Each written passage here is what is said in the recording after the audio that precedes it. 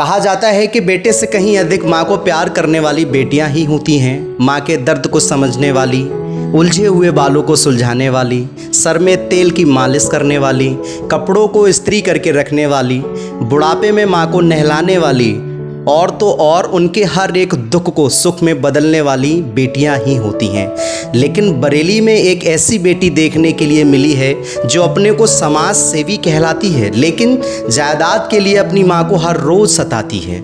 बिन बेटी की मां आखिर जाए तो कहाँ जाए। इसलिए आज एसएसपी साहब के पास आकर सुनाने लगी अपने दर्द भरी दास्तां। जिस बूढ़ी माँ को आप इस वीडियो में देख रहे हैं, इनका नाम कमलेश कुमारी है, जो बरेली की रहने वाली हैं। इनकी 2 बेटियां हैं, लेकिन ये अपनी छोटी बेटी के पास रहती हैं।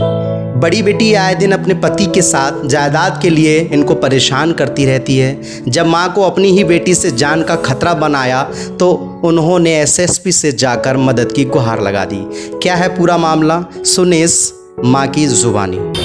मेरी बड़ी लड़की मेरी बड़ी लड़की रचना सक्सेना और उसका पति मनोज सक्सेना, हम लोग जब मेरे पति भी थे तो बहुत तारीफ करते थे। हम लोगों से बहुत पैसे मांगते थे, बहुत ज़्यादा हम लोगों को दुखी करते थे।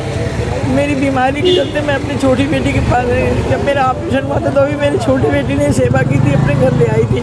मैं दोनों ही पेशेंट है, सीनियर सिटीजन है। तो फिर वो लोग मुझे अपने घर जब मैं रहती थी 3-3 घंटे रात में मुझे फ़ोन करते थे, परेशान करते थे, तो मैंने तो उनको ब्लॉक कर दिया था।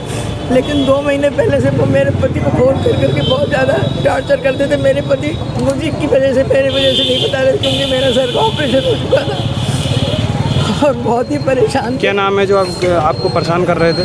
रचना सक्सेना और उनके पति मनोज सक्सेना। कहाँ के रहने वाले हैं वो? 810 जनकपुरी, बरेली।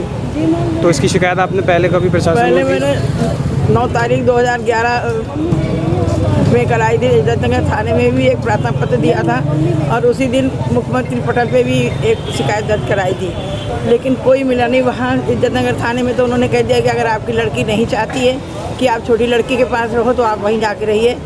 और मेरे हस्बैंड से कहा कि आप 4-5 हज़ार रुपये महीना अपनी पेंशन से उसको देते रहिए। तो ये तो मेरा डिसीजन है कि मैं कहाँ रहूँ कहाँ नहीं रहूँ, जहाँ मुझे सेफ्टी लगेगी। इसके बाद 5 नवंबर 2020 को ही मेरे पारिवारिक में कोई उत्सव था, मेरे नाती की शादी का था फंक्शन। वहाँ पे मेरे बड़े दमाद ने मेरे हस्बैंड को एक तरफ ले जाके बहुत धमकाया कि अगर छोटी लड़की के पास रहोगे तो उसको भी बर्बाद कर दूँगा, तुम्हें भी जाल से गोली मार दूँगा। तो अब आप क्या न्याय चाहती हैं? मैं ये चाहती हूँ कि वो लोग बहुत कहते हैं समाज सेविका हैं, बीजेपी से संबंधित है उनका सबका, संजय सक्सेना, नीरू सक्सेना, सभी लोग सब उनके जेठ हैं। विधानीय नीरू सक्सेना, तो वो सभी लोग प्रताड़ित करते हैं। और अब मेरे पति का ये था अंतिम, उनकी इच्छा ये थी कि अगर मैं मर भी जाऊँ तो मेरे शव को ना तो बुलाया जाए ना मेरे शव को आग लगाया जाए। लेकिन 26 जून 2021 में 25 जून को मेरे हस्बैंड की जब डेथ हुई, घर में आके उन्होंने बहुत बदतमीजी की। मैंने मना किया तो मुझे धक्का दे दिया, कहा कि लोग मैं लगाता हूँ तो क्या करेगी। शमशान घाट में अपने गुंडों को लेके पहुँच गए और मेरे बड़े ढेपते ने छोटी बेटी का जो बेटा है उसने आग लगा दी। कहा नहीं मेरी ये बड़ी बेटी है, ये तू ही लगाएगी आग। और बहुत गुंडागर्दी करी। आप सोचिए मैं खुद गई शमशान घाट, तब मैंने बड़ी मुश्किल से अपने पति की मुखाग्नि दिलवा पाई मैं। और वो लोग बहुत पहुँच वाले आदमी है, हमारा कुछ नहीं हो सकता।